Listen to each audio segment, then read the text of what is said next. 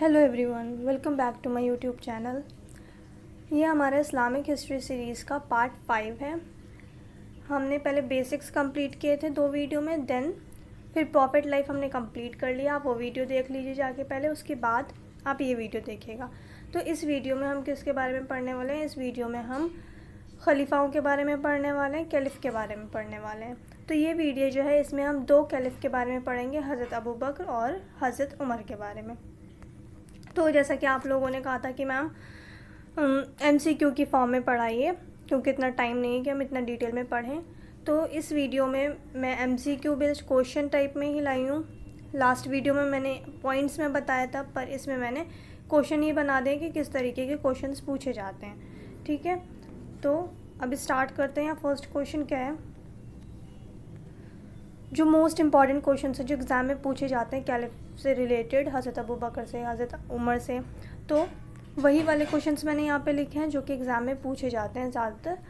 तो देखते हैं फर्स्ट क्वेश्चन क्या है। Why are the first 4 caliphs called rightly guided? और जो ये फर्स्ट 4 कैलिफ, जो हमारे फर्स्ट कैलिफ कौन है? हज़रत Abu Bakr, second Umar, third Usman and fourth जो कैलिफ हैं वो है हज़रत अली।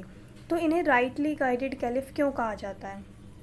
राइटली गाइडेड कैलिफ क्यों कहा जाता है? तो क्वेश्चन क्या है? यही है कि फर्स्ट 4 कैलिफ जो हैं इस्लाम के, उन्हें राइटली गाइडेड कैलिफ क्यों कहा जाता है? राइटली गाइडेड कैलिफ क्यों कहा जाता है? तो the right answer is because they learned Islam directly from prophet Muhammad. क्योंकि जो स्टार्टिंग के 4 खलीफा हैं हमारे, हज़रत अबू बकर, हज़रत उमर, हज़रत अली, हज़रत उस्मान, इन्होंने डायरेक्ट जो मतलब वही आई थी या कुरान में क्या है, ये इस्लाम का मैसेज क्या है, ये डायरेक्ट इन्होंने किससे सीखा है? तो प्रॉफिट मोहम्मद से सीखा है। तो प्रॉफिट मोहम्मद से जिसने सीखा है, तो ज़ाहिर है वो कभी कुछ गलत नहीं बोल सकते या कोई गलत ऐसी चीज़ नहीं बता सकते जो कि इस्लाम के ख़िलाफ़ हो। तो इसलिए, या जो बाद के, इनके बाद के, जो हज़रत अली के बाद के हैं, जैसे कि हज़रत मुआविया हुए, या उनके बाद जो उनके सक्सेसर्स रहे हैं, तो उन्हें राइटली गाइडेड नहीं बोला जाता है। क्योंकि जो स्टार्टिंग के 4 हैं, ये सिर्फ ये रसूल अल्लाह के बहुत करीबी थे, और जितने बेहतर तरीके से ये इस्लाम को समझ सकते थे, गाइड कर सकते थे, उनसे अच्छी तरीके से और कोई गाइड नहीं कर सकता था। इस वजह से इन्हें क्या बोला जाता है? Rightly guided caliph. क्यों कहा जाता है why are the first 4 caliphs called rightly guided? Because they learned Islam directly from prophet Muhammad. The next question is the reign of हज़रत अबू बकर वॉज ड्यूरिंग। तो हज़रत अबू बकर का जो rain है, यानी कि जो रूलिंग पीरियड है, वो कब से स्टार्ट हुआ और कब तक चला? तो हज़रत अबू बकर कौन है? ये हमारे फर्स्ट कैलिफ हैं। ये मैं काफ़ी बार बता चुकी हूँ, अब तक तो आपको याद हो जाना चाहिए होगा। तो ये फर्स्ट कैलिफ हैं, फर्स्ट कैलिफ ऑफ इस्लाम हज़रत अबू बकर। और इन्होंने रूल कब से कब तक किया? 632 से 634 AD। अच्छा, 632 में क्या हुआ था? 632 में रसूल अल्लाह की डेथ हो गई थी। उसके बाद हज़रत अबू बकर कैलिफ बने और ये रूल करने लगे। तो इनका जो टेन्योर रहा है वो कितना रहा है? वो सिर्फ 2 इयर्स का था। 2 साल रूल किया हज़रत अबू बकर ने। और इनसे रिलेटेड और क्वेश्चंस बता देती हूँ मैं, इंपॉर्टेंट जो हैं। ये जो अभी हम क्वेश्चंस कर रहे हैं, स्टार्टिंग के 15 क्वेश्चंस, ये हज़रत अबू बकर से रिलेटेड ही क्वेश्चंस हैं। तो यहाँ पे इनकी लाइफ के बारे में थोड़ा सा बता देती हूँ। इन बॉर्न कहाँ हुए थे? मक्का में पैदा हुए थे। मक्का में पैदा हुए थे 573 AD में। 573 AD में, ईयर याद रख लीजिएगा, 573। और कहाँ पैदा हुए थे? मक्का में पैदा हुए थे। अच्छा, और इनके फादर का क्या नाम था? हज़रत अबू बकर के फादर का नाम था उस्मान। उस्मान नाम था, उस्मान अबू कहाफ़ा। तो कितनी बार ये क्वेश्चन आ जाता है कि हज़रत अबू बकर का सरनेम क्या है? तो सरनेम जो है वो क्या है? अबू कहाफ़ा। हज़रत अबू बकर का सरनेम क्या है? अबू कहाफ़ा। देन अब देखते हैं नेक्स्ट क्वेश्चन। ये मैं यहीं बताने वाली थी, पर यहाँ मैंने क्वेश्चन के फॉर्म में भी ये लिखा है, तो इसलिए अब हम नेक्स्ट क्वेश्चन देखते हैं। अबू बकर, हज़रत Abu Bakr belongs to dash Klein. कौन से क्लेन से थे? हज़रत अबू बकर जो थे वो थे बनु ताइम से। और ट्राइब कौन सा था? ट्राइब था कुरैश। कुरैश ट्राइब में बहुत सारे ख़ानदान थे, तो ये जो क्लेन है, ये अबू बकर कौन से क्लेन से, कौन से ख़ानदान से ताल्लुक़ रखते थे? बनु ताइम। बनु ताइम से बिलोंग करते थे हज़रत अबू बकर। ये याद कर लीजिएगा। ये जो है इनके कुरैश तो याद हो गया होगा सबको कि कुरैश ट्राइब था, और रसूल अल्लाह भी कुरैश ट्राइब से बिलोंग करते थे, और क्लेन कौन सा था? Banu Taim. अब नेक्स्ट क्वेश्चन क्या है? The apostasy war was held during the reign of. तो ये हम हज़रत अबू बकर के बारे में पढ़ रहे हैं, तो the right answer is Abu Bakr. इसका मैं बैकग्राउंड बता दूं थोड़ा सा कि जब हज़रत अबू बकर कैलिफ बने तो बहुत सारे चैलेंजेस उनको फेस करने पड़े थे, जिसमें से एक था एपोस्टेसी वॉर। अब ये एपोस्टेसी वॉर क्या था? 4 मेजर चैलेंजेस थे। मैं आपको यहीं पे बता देती हूँ ताकि आपको याद हो जाए। 4 मेजर चैलेंजेस थे। चैलेंजेस हमेशा पूछ लेते हैं हज़रत अबू बकर के। तो फर्स्ट चैलेंज तो क्या था? वो था रिफ्यूज़ टू पे ज़कात। रिफ्यूज़ड टू पे ज़कात। ये क्या था? कुछ लोगों ने ज़कात देने से मना कर दिया था, मतलब कि वो अब मदीने में ज़कात नहीं भेजेंगे, तो मना कर दिया था। तो रिफ्यूज़ टू पे ज़कात। उसके बाद नेक्स्ट चैलेंज क्या था? नेक्स्ट चैलेंज था एपोस्टेसी मूवमेंट। एपोस्टेसी मूवमेंट और ये एपोस्टेसी वॉर क्या है मैं बताते हैं। एपोस्टेसी मूवमेंट क्या था? बेसिकली कि कुछ लोग रसूलुल्लाह के टाइम पे मुसलमान बन गए थे, पर जब उनका इंतकाल हुआ, मतलब 632 में जब रसूलुल्लाह का इंतकाल हुआ, उसके बाद वो लोग अपने रिलीजन में वापस आने लगे, या फिर वो उनका कहना ये था कि जब नबी चले गए दुनिया से तो उनका रिलीजन भी उनके साथ चला गया। तो ये बहुत ज़्यादा तादाद में बढ़ रहे थे ऐसे लोग। तो उस वक्त क्या हुआ था? एक वॉर हुई थी जिसे एपोस्टेसी वॉर के नाम से जाना जाता है, और उस वॉर को ख़ुद हज़रत अबू बकर ने लीड किया था। द नेक्स्ट क्वेश्चन इज़, यहाँ पे जो मैंने अभी ऊपर बताया, यहाँ पे वो क्वेश्चन आ गया। The first challenge faced by caliph Abu Bakr was.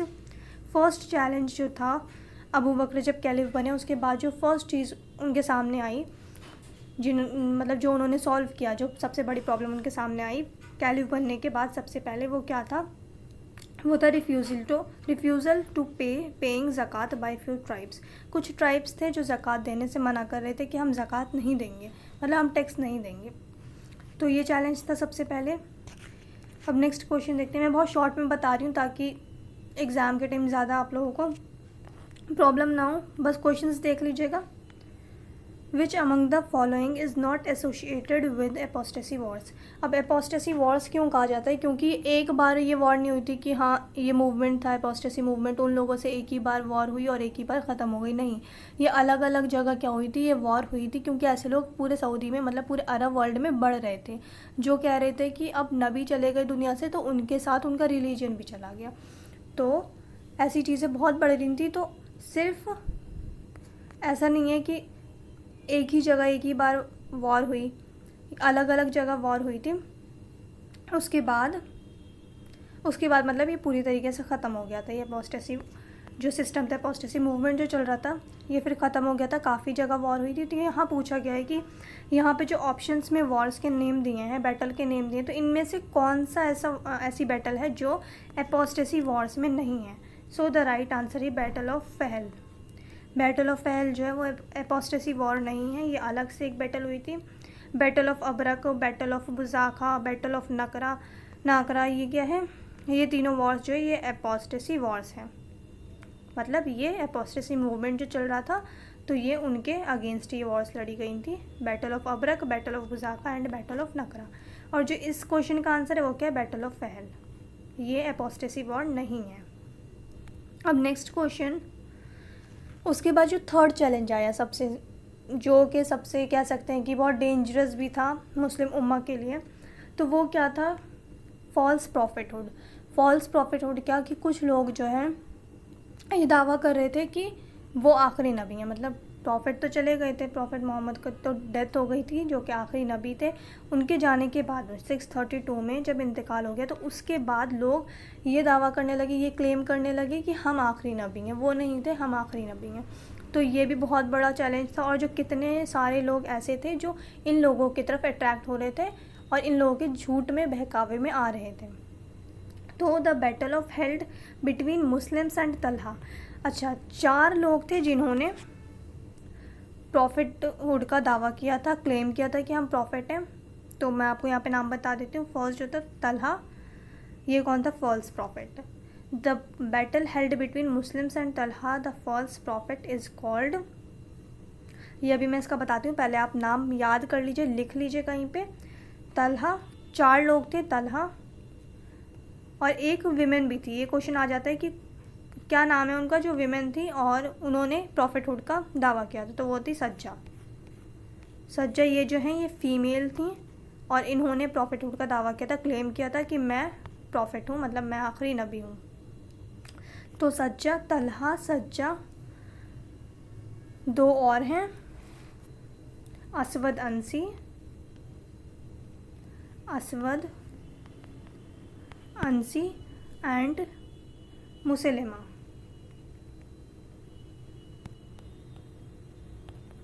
मुसलिमा, ठीक है। सो ये 4 लोग थे जिन्होंने प्रॉफिटहुड का दावा किया था, क्लेम किया था। ये नाम लिख लीजिएगा, याद कर लीजिएगा। और इस क्वेश्चन का क्या आंसर है? The right answer is battle of Buzakha. The battle held between Muslims and Talha the false prophet is called battle of Buzakha. Battle of Buzakha में तलहा कौन था अभी बताया, फॉल्स प्रॉफिट जो प्रॉफिटहुड का क्लेम कर रहा था। और ये बैटल जो हुई थी ये हुई थी बुज़ाका में। बैटल ऑफ बुज़ाका के नाम से जाना जाता है, जो तलहा और मुस्लिम फोर्सेस के बीच में हुई थी, battle of Buzakha. The next question is the campaign against Musaylima was led by. The right answer is Khalid bin Walid. Musaylima कौन है अभी मैंने ऊपर बताया, ये भी कौन है, ये भी फॉल्स प्रॉफिट, फॉल्स प्रॉफिट। और ये जो इसके अगेंस्ट जो कैंपेन हुआ, मतलब जो बैटल हुई थी, जो कैंपेन चला था, उसे कौन लीड कर रहे थे? उसे खालिद बिन वलीद लीड कर रहे थे। खालिद बिन वलीद का क्या टाइटल है? ये क्वेश्चन आ जाता है एग्ज़ाम में, the sword of Allah, the sword of Allah. तो ये टाइटल याद कर लीजिएगा इनका, खालिद बिन वलीद का। अब नेक्स्ट क्वेश्चन देखते हैं, असवद अंसी। असवद अंसी ये भी कौन थे? False prophet. Aswad Ansi false prophet arose in Yemen. ये कहाँ दावा कर रहे थे कि ये फॉल्स, मतलब ये प्रॉफिट हैं, ये लास्ट प्रॉफिट हैं। असवद अंसी जो थे ये यमन के लोगों को मतलब बहका रहे थे कि मैं आखिरी नबी हूँ। वो कौन थे? Aswad Ansi. Yemen is the right answer. The next question is Quran was compiled by. Quran was compiled by Zaid ibn Thabit. जिन लोगों ने मेरी प्रीवियस वीडियो देखी हैं उन्हें अच्छे से पता होगा, ये क्वेश्चन याद भी हो गया होगा, जैद बिन ताबित। तो कुरान किसने कंपाइल करी थी? जैद बिन ताबित ने। किसके मतलब किसके रेन में? हज़रत अबू बकर के।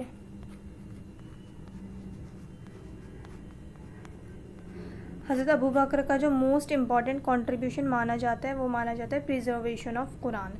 तो जैद बिन ताबित को एक कमेटी बनी थी और उसके हेड बनाया गया था जैद बिन ताबित को कुरान कंपाइल करने के लिए। तो Quran was compiled by Zaid bin Thabit. किसके रेन में हुआ था? हज़रत अबू बकर के टाइम पे हुआ था। The next question is shura means. Shura means, shura का क्या मीनिंग होता है? The right answer is council. Shura means council, a group of people जो गवर्न करते हैं, ठीक है, जो रूल करते हैं कंट्री पे या किसी रीजन पे, किसी पर्टिकुलर एरिया पे। तो a group of people who govern the country और रीजन इज कॉल्ड शुरा और council. Next question is who gave the title Siddiq to Abu Bakr. Siddiq title था अबू बकर का। टाइटल भी पूछा जाता है बहुत एग्जाम में। तो सिद्दीक किसका टाइटल है? सिद्दीक टाइटल है हज़रत अबू बकर का। हज़रत अबू बकर का टाइटल है सिद्दीक। और ये टाइटल किसने दिया था? इस क्वेश्चन में पूछा गया who gave the title Siddiq to Abu Bakr रज़ियल्लाहु तआला अन्हु। The right answer is prophet Mohammad. Prophet Mohammad ने सिद्दीक का टाइटल दिया था। और सिद्दीक का मतलब क्या होता है? सिद्दीक का मतलब होता है विरेशियस। मीनिंग भी पूछ लेते हैं तो याद कर लीजिएगा। The next question is how many times the term Khalifa comes in Quran. Quran में कितनी बार खलीफा टर्म यूज़ किया गया है या आया है? The right answer is 2। Khalifa term आया है कितनी बार? 2 बार आया है कुरान में। अब नेक्स्ट क्वेश्चन क्या है? Who among the following is known as mother of believers. Mother of believers किसे कहा जाता है? हज़रत आयशा को। हज़रत आयशा रज़ियल्लाहु तआला अन्हा। हज़रत आयशा कौन थी? हज़रत आयशा हज़रत अबू बकर की डॉटर थी।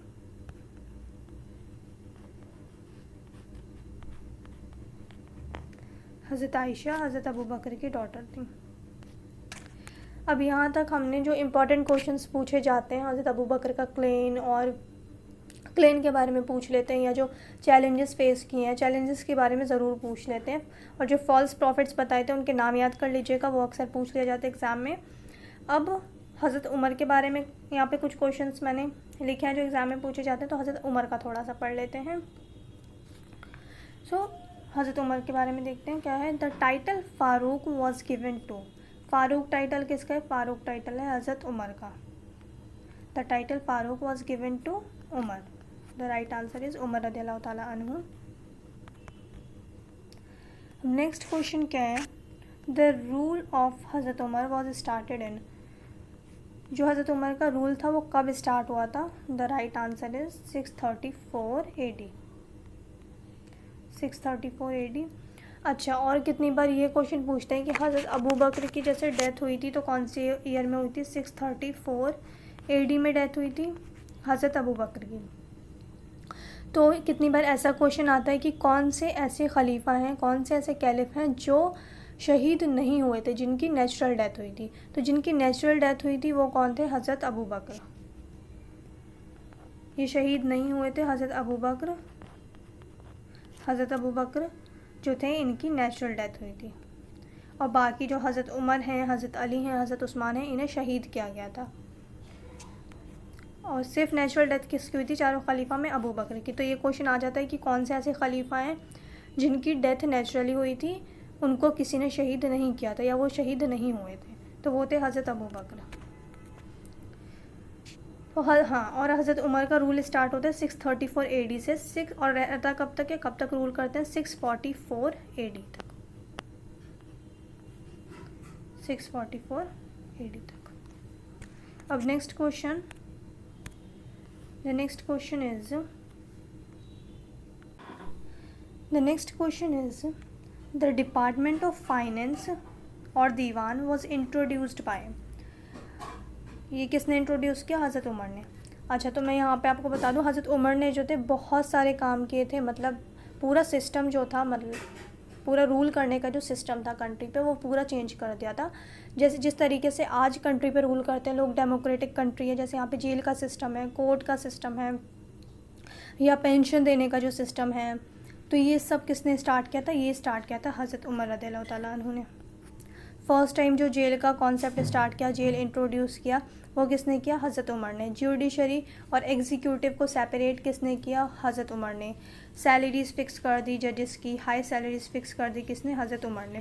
तो यहाँ पे मैं भी नीचे आपको बताऊँगी काफ़ी सारी चीज़ें, तो अच्छे से ध्यान में बिठा लीजिएगा कि कौन कौन सी चीज़ हज़रत उमर ने इंट्रोड्यूस की थी। The next question is the reign of हज़रत उमर वॉज ड्यूरिंग, ओके ये क्वेश्चन रिपीट हो गया, तो ये 634 से 644 AD। अब नेक्स्ट क्वेश्चन है, Umar belongs to which clan? The right answer is Banu Adi. कौन सा क्लेन था? बनु अदी। और हज़रत अबू बकर कौन से क्लेन से बिलोंग करते थे? बनु ताइम। और हज़रत उमर बिलोंग करते थे बनु अदी। बनु अदी क्लेन से उमर रज़ियल्लाहु ताला अन्हु बिलोंग करते थे, बनु अदी क्लेन से, कुरैश के बनु अदी क्लेन से। The next question is Jerusalem was captured during the reign of Umar रज़ियल्लाहु ताला अन्हु इन, किस ईयर में जेरूशलम को कैप्चर किया था मुसलमानों ने, मुस्लिम फोर्सेस ने? So the right answer is 639 AD। 639 AD में जेरूशलम पे फतह किया था। किसका रेन था उस टाइम, कौन रूल कर रहे थे? रेन ऑफ हज़रत Umar. The next question is the conquest of Egypt under Umar was commanded by? The right answer is Amr ibn As. Egypt में जब कॉन्क्वेस्ट हुआ, कॉन्क्वेस्ट ऑफ इजिप्ट उमर रज़ियल्लाहु ताला अन्हु के टाइम पे, तो उसको कमांड कौन कर रहे थे फोर्सेस को? वो थे अमर इब्न आस रज़ियल्लाहु ताला अन्हु। The next question is the land tax खिराज वॉज इंट्रोड्यूस्ड बाय? खिराज क्या है? कितनी बार ये पूछ लेते हैं कि खिराज क्या है, तो खिराज लैंड टैक्स है, और ये इंट्रोड्यूस किसने किया था? हज़रत उमर ने। अच्छा, और एक और टैक्स था उश्र। ये भी क्या है, ये टैक्स है, ये एनिमल पे होता था। ये टैक्स कौन सा, ये एनिमल टैक्स है, मतलब बेसिकली हॉर्सेस पे जो टैक्स होता था वो उश्र, उसे क्या कहा जाता था, उश्र। उश्र एनिमल टैक्स है और मोस्टली मतलब जो मेनली किस पे लगाया जाता था, हॉर्सेस पे। The next question is Iran was captured during the caliphate of. Iran captured किया था हज़रत उमर ने। हज़रत उमर के टाइम पीरियड पे ईरान कैप्चर किया गया था। The next question is Jerusalem was captured during the caliphate of. Okay, ये क्वेश्चन रिपीट हो गया हज़रत उमर के टाइम पे। द हिजरा ईयर वॉज इंट्रोड्यूस्ड बाय। हिजरा ईयर मैंने आपको बताया था कि 622 में जब माइग्रेशन की रसूलुल्लाह ने अपने कंपेनियंस के साथ मदीना, उसके बाद हिजरी कैलेंडर स्टार्ट होता है। तो हिजरी कैलेंडर स्टार्ट तो वहाँ पर मतलब कैलेंडर के फॉर्म में, जैसे कि 12 महीने होता है, जैसे हम अभी देखते हैं जनवरी फरवरी, तो वैसे ही अपना कैलेंडर होता है। तो हिजरा कैलेंडर जो इंट्रोड्यूस्ड किया था एज ए कैलेंडर के फॉर्म में, वो किसने किया था, हज़रत उमर ने। The next question is the first ruler in Islam who fixed the salaries of जजेस वॉज। मैंने अभी ऊपर बताया था कि जजेस की सैलरीज फिक्स्ड कर दी थी और कोई ऐसी वैसी सैलरीज नहीं थी, बहुत हाई सैलरी पे की जाती थी उस वक्त। तो वो किसने स्टार्ट किया था, हज़रत उमर ने। और हज़रत उमर ने और क्या क्या चीज़ें की थी मैं यहीं पे बताती हूँ आपको, लिख लीजिएगा कहीं पे। पुलिस एंड जेल का सिस्टम स्टार्ट किया था किसने, पुलिस एंड जेल का सिस्टम स्टार्ट किया था हज़रत उमर ने। जुडिशरी को एग्जीक्यूटिव, अच्छा यहाँ पे एक क्वेश्चन भी है, the caliph who separated judiciary from executive. Executive और जुडिशरी को अलग कर दिया था किसने, हज़रत उमर ने। उसके बाद एजुकेशन के लिए, मतलब कि वहाँ के लोगों को एजुकेटेड किया जा सके अरब के, तो काफ़ी सारे कंपेनियंस को इन्होंने एज ए टीचर जो है अलॉट किया था कि वो लोगों को पढ़ाएं, मतलब जितने भी लोग हैं अरब में उन्हें पढ़ाया जाए, उन्हें एजुकेट किया जाए। तो ये काम भी किसने स्टार्ट किया था, हज़रत उमर ने स्टार्ट किया था। एंड जो पेंशन देने का सिस्टम है, जैसे आज पेंशन मिलती है रिटायरमेंट के बाद, तो उस वक्त जो पेंशन देने का सिस्टम स्टार्ट किया था वो किसने किया था, हज़रत उमर ने। हज़रत उमर ने स्टार्ट किया था। और पेंशन किसे दी जाती थी, जो पुअर लोग होते थे, फाइनेंशियली वीक होते थे, और जो बूढ़े लोग हुआ करते थे, मतलब जो ओल्ड एज पीपल होते थे उन्हें, और जो गरीब हुआ करते थे उन्हें, तो ये पेंशन दी जाती थी। ये किसने स्टार्ट किया था, ये भी स्टार्ट किया था हज़रत उमर ने। हज़रत उमर ने स्टार्ट किया था। और जैसे लैंड पे आज होते हैं ना सेंसस जो होते हैं, तो सर्वे वगैरह, लैंड के सर्वे वगैरह जो स्टार्ट किया था वो किसने किया था, वो भी स्टार्ट किया था हज़रत उमर ने। तो ये सारी चीज़ें लिख लीजिएगा, एग्ज़ाम में पूछी जाती है बहुत बार। अब देखते हैं नेक्स्ट क्वेश्चन। हज़रत उमर रज़ियल्लाहु ताला अन्हु एक्सेप्टेड इस्लाम। इस्लाम कब कबूल किया था हज़रत उमर ने, 616 AD में। 616 AD में इस्लाम कबूल किया था किसने, हज़रत उमर ने।